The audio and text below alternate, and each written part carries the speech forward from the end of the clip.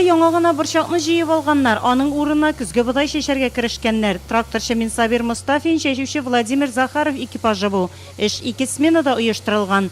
Төнгегә Александр Сарников экипажы чыга, икенче кырда Фәрит Шәвәлиев һәм Хәлим Мөхәммәтшин техникалары эшли.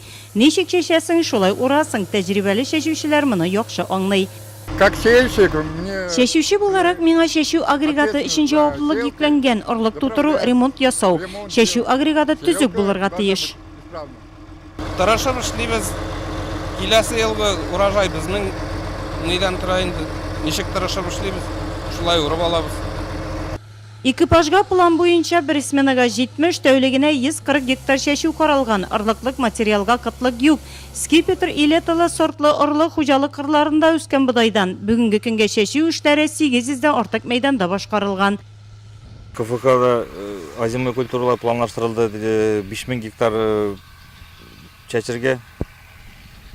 Площадьлар җитәрлек, бөтен 5000 гектар полностью, можно сказать, чәчергә әзер. Хәзерге вакытта чәчергә чыктык, бер агрегат безнең чәчәмне менә шул басула предшественник борчагы, борчактан соң чәчә башладык азимый сорт скипетр.